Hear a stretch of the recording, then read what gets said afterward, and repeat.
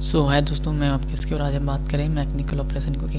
तो basically mechanical operation IREL के जो इंडियन रेयर अर्थ लिमिटेड है उसमें केमिकल इंजीनियरिंग ब्रांच है, उसके लिए ज़्यादा उपयुक्त होगा। ओके, तो ऐसा इसलिए क्योंकि वो एक तरह से और प्रोसेस इंडस्ट्री है, तो इसलिए मुझे अच्छा लगा। ओके, तो मैं उस पर एक बना रहा हूँ और भी एग्जाम के लिए chemical engineering point of view से ये इंपॉर्टेंट होगा। ओके, आप क्या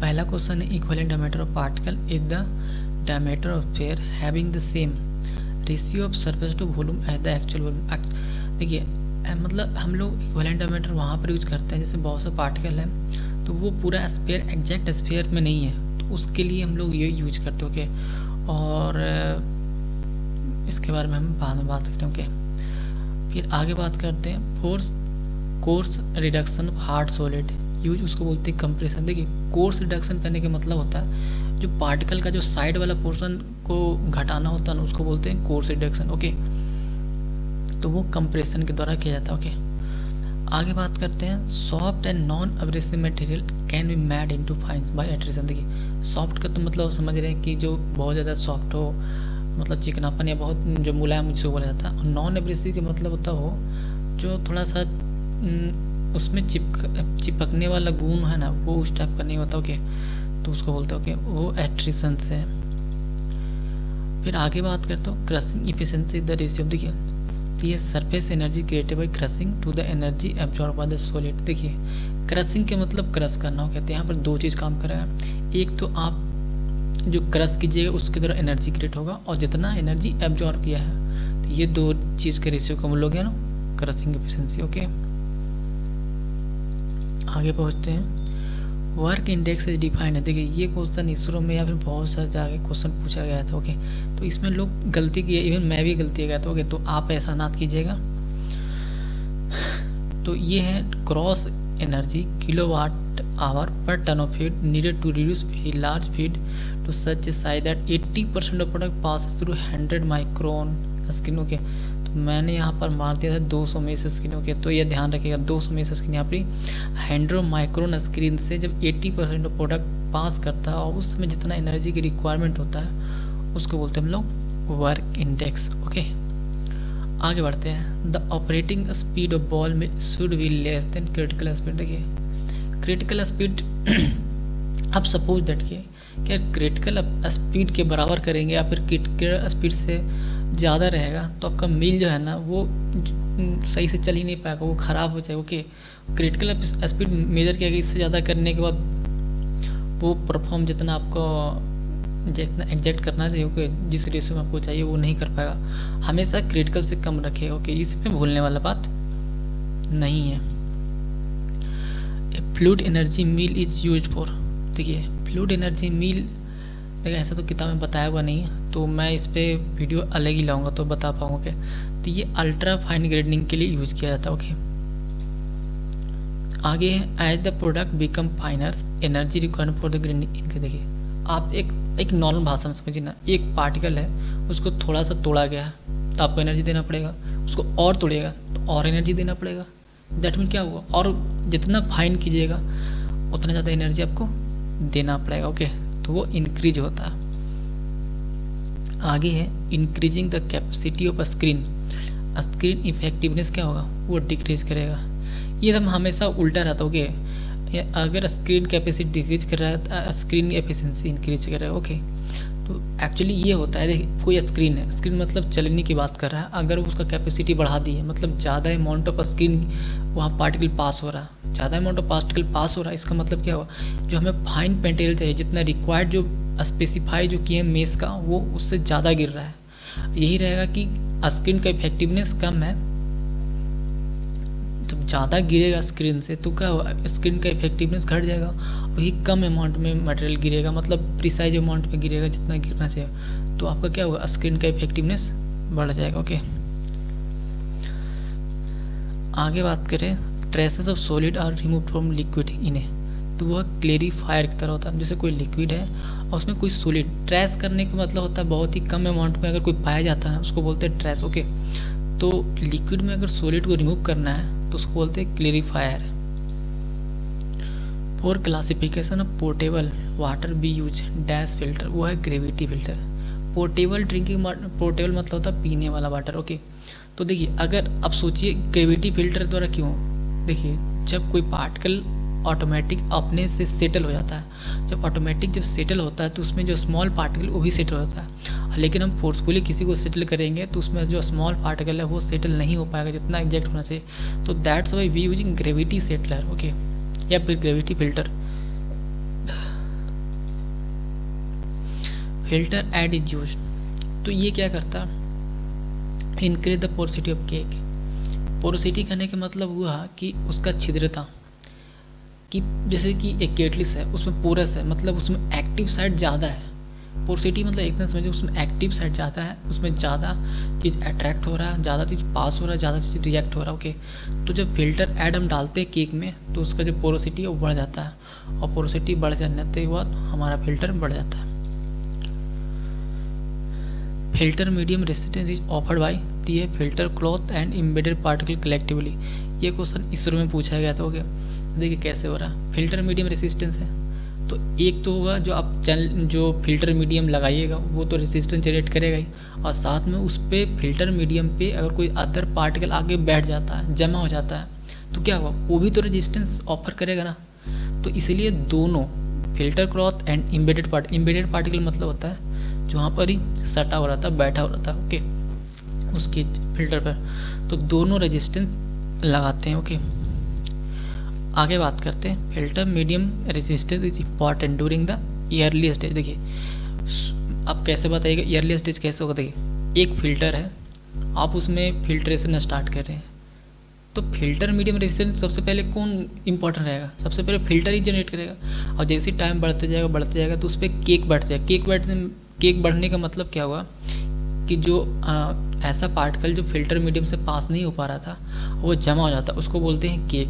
तो वो भी तो रेजिस्टेंस जनरेट करने लगता है ना, और वो जब भर जाएगा तो फिल्टर मीडियम का इंपॉर्टेंस घट जाता है। तो इसलिए वो जाता है जो शुरुआती के दौर में है, ईयरली स्टेज में फिल्टर मीडियम रेजिस्टेंस इंपॉर्टेंट होता है, बाद में इसका वैल्यू घटता है, इंपॉर्टेंस घट जाता है। बाद में किसका बढ़ जाएगा, केक जो फिर आपका जो केक रेजिस्टेंस है उसका बढ़ जाएगा, ओके।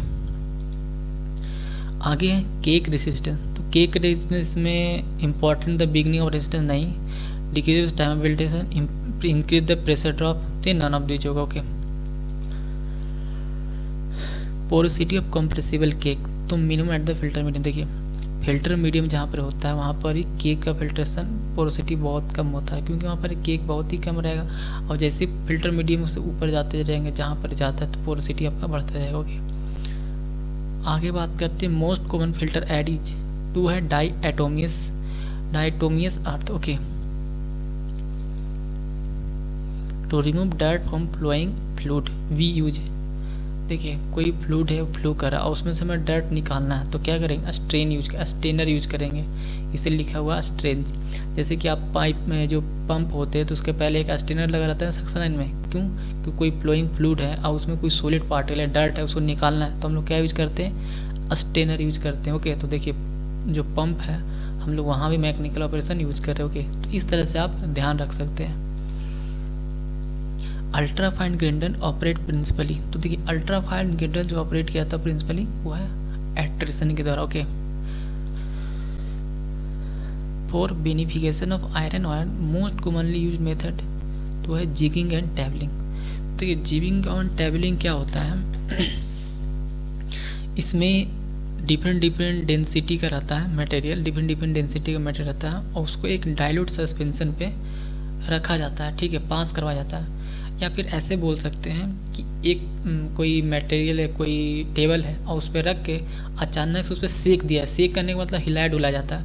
आप सिंपल एक टेबल रख दीजिए और उसको अचानक से हिलाइए डुलाइए तो क्या होगा, जो बड़ा वाला पार्टिकल है एक साइड हो जाता है और स्मॉल पार्टिकल एक साइड हो जाता है।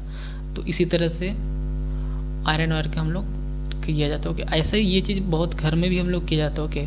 आप गांव में से अगर रहते होंगे तो क्या होता है, जो फिल्टर जो चल नहीं रहता उस पर रख के और दो आदमी आगे पीछे हिलाते रहता है, ओके, मतलब आगे पीछे बढ़ाते घटाते रहता है, ओके। तो इस तरह से वहाँ पर होता है, उसको बोलते हैं jigging and tabling. Froth flotation is the most suitable for treating the है sulphide oil, okay. Which of the most suitable conveyor for transporting of sticky material. तो ये है स्क्रू कन्वेयर। देखिए स्क्रू कन्वेयर का मैंने यहाँ पर फोटो लगा दिया हूँ। ओके, तो अगली बार से जब वीडियो आएगा तो जो भी चीज़ प्रिंसिपल या फिर कोई भी चीज़ रहेगा उसको मैं साथ में लिखते लाऊंगा। ओके, ये मैं पहली बार इम्प्लीमेंट किया हूँ। सो कैसा रिस्पॉन्स है बताइए। ओके, तो देखिए स्क्रू कन्वेयर आप देख सकते हैं, ये किनारे साइड में लगा हुआ। ओके, फोटो दे दिया हूँ। तो जो स्टिकी मटेरियल होता है उसके लिए हम लोग स्क्रू कन्वेयर यूज करते हैं। और देखिए स्टिकी मटेरियल यहाँ पर ही, जैसे सपोज दैट यहाँ पर फ्लो हो रहा है वहीं पर सट जाएगा, लेकिन ये तो आगे पीछे होते रहता है, सबको खींच के ले जाता है। ओके, और concentration is by jigging is based on difference of in the dash particle. तो है स्पेसिफिक ग्रेविटी। देखिए स्पेसिफिक ग्रेविटी बोलिए चाहे फिर डेंसिटी बोलिए, स्पेसिफिक ग्रेविटी क्या है, डेंसिटी क्या है। Specific gravity of particle and specific gravity of water, ये दोनों का जो स्पेसिफिक ग्रेविटी उसको बनते हैं, वहाँ पर आ जाता है डेंसिटी। या फिर देखो स्पेसिफिक ग्रेविटी क्या है, दो, सॉरी उल्टा मैं बोल दिया, स्पेसिफिक ग्रेविटी दो, एक density of particle and density of water, ये दोनों का रेशियो को बोलते हैं स्पेसिफिक। और स्पेसिफिक कहने का मतलब होता है ना, बस अगर यूनिट अमाउंट को स्पेसिफाई करता है, यूनिट अमाउंट की बात करेगा तो स्पेसिफिक होगा, और सिर्फ तो इस तरह से बात चलता है। Okay, in the froth flotation process chemical agent added to cause air adherence is called collector। देखिए जो फ्रोथ फ्लोटेशन प्रोसेस होता है उसमें जो केमिकल ऐड किया जाता है जिसकी वजह से एयर एडहेरेंस मतलब हुआ कि रुक जाना या जमा हो जाना, तो उसको बोलते हैं collector. Okay, to get ultra fine particle the equipment use वो है फ्लूइड एनर्जी मिल। आप अल्ट्रा फाइन पार्टिकल चाहिए तो आपको फ्लूइड एनर्जी मिल चूज करना पड़ेगा। ओके, फिर mess indicate the number of holes पर लीनियर इंच। देखिए ये क्वेश्चन बहुत इजी है लेकिन बहुत सारे एग्जाम में पूछा जाता है। Okay, that's why I am put here. Diatomaceous earth is क्या, ये फिल्टर ऐड है। Okay, the capacity of belt conveyor depends upon the two factor, if one is the cross section and of the load and the other is, थोड़ा गलती लिखा गया होगा, other ID लिखा गया, other is of the speed of the belt. ये question भी काफ़ी बार पूछा जा चुका है। ओके, तो कन्वेयर जो होता है एक तो क्रॉस सेक्शन पे, लोड के क्रॉस सेक्शन पे, एंड दूसरा है बेल्ट के स्पीड पे डिपेंड करता है। ओके, आगे बात करें तो 200 mess screen means 200 opening, 200 opening पर इंच होता है, नॉट सेंटीमीटर। ओके, फिर fluid energy mill comes in the category of ultra fine. Okay, ये तो सबको पता होगा। क्या temperature of product during the ultra fine graining, तो वो इंक्रीज होता है। हम जैसे बताए ना, आप किसी को एनर्जी दे रहे तोड़ रहे तो उसको एनर्जी उस टेम्परेचर में तो कन्वर्ट होता है, कुछ हीट में कन्वर्ट होता है और कुछ लॉस होता है। ओके, तो इसी तरह से वहाँ पर टेम्परेचर बढ़ता है। ओके, तो इसीलिए जितना ज़्यादा आप फाइन कीजिएगा मटेरियल को उतना ज़्यादा टेम्परेचर बढ़ते जाएगा। ओके, बेसिकली इतना समझिए। Gold ore concentration is mostly done using, तो है टेबलिंग के दौरान। जैसे टेबलिंग कोई और चीज़ नहीं, एक सिंपल टेबल रखा हुआ है, हम यहाँ पर फोटो रखना भूल गए हैं। एक टेबल रखा हुआ है और उस पर रख के दो आदमी पकड़ के आगे पीछे ऐसे किया था, उसे हिलाया जाता है। Okay,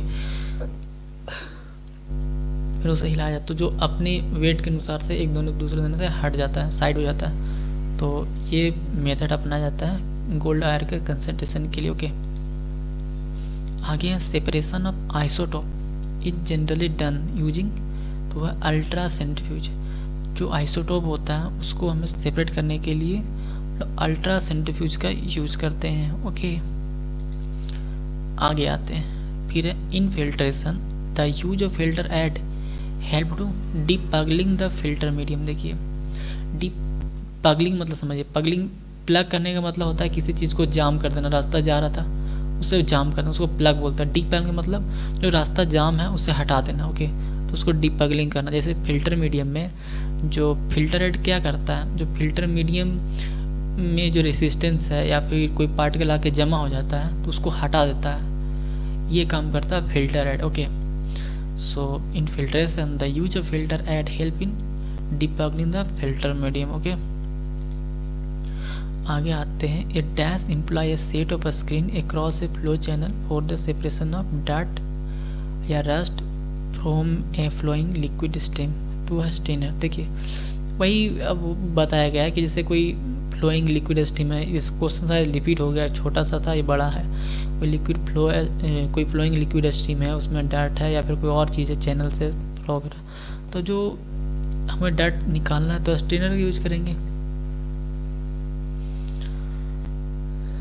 Which of the following terminology is not used for size reduction of material to fine size और powder? तो है कंप्रेशन। देखिए पल्वराइजेशन से फाइन साइज, देखिए यहाँ पर बात किया जाए फाइन साइज मतलब बहुत ही धूल धूल जो होता है ना, मतलब बहुत ही चिकना उस तरह से, तो पल्वराइजेशन से भी होता है, डिप्रेशन से, कॉम्बिनेशन से भी होता है। ओके, तो कंप्रेशन से कोर्स मटेरियल बनता है, मतलब बड़ा बड़ा जो पार्टिकल बनता है तो वहाँ पर कंप्रेशन करना पड़ता है, तो इससे कहीं फाइन मटेरियल नहीं बनेगा।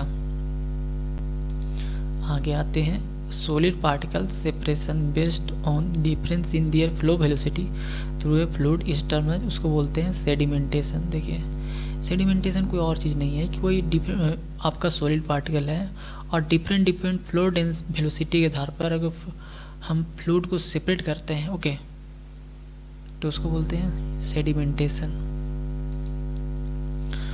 और है सेपरेशन ऑफ मटेरियल तो of same density on their size by using different rate flow rate is called sizing. देखिए उसमें था डिफरेंट डेंसिटी, सेडिमेंटेशन में ध्यान रखिएगा, सेडिमेंटेशन में था डिफरेंट डेंसिटी और उसके फ्लो के आधार पर हम लोग अलग अलग कर रहे थे, वो था क्लास सेडिमेंटेशन। बट यहाँ पर क्या है, डेंसिटी सेम है, ठीक है, लेकिन साइज के आधार पर हम लोग डिफरेंट फ्लो रेट पर अलग अलग कर रहे हैं। ओके, इसको बोलते हैं साइजिंग।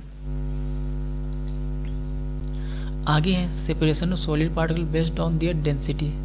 हाँ देखिए यहाँ पर क्या है कि अगर हम सिर्फ डेंसिटी के आधार पर सॉलिड पार्टिकल को अलग करते हैं तो उसको बोलते हैं सॉर्टिंग, लेकिन हम डेंसिटी डिफरेंट डेंसिटी के आधार पर डिफरेंट डेंसिटी के फ्लूइड के आधार पर सॉलिड पार्टिकल को हम लोग अलग कर रहे हैं डिफरेंट फ्लो रेट पे, तो है सेडिमेंटेशन।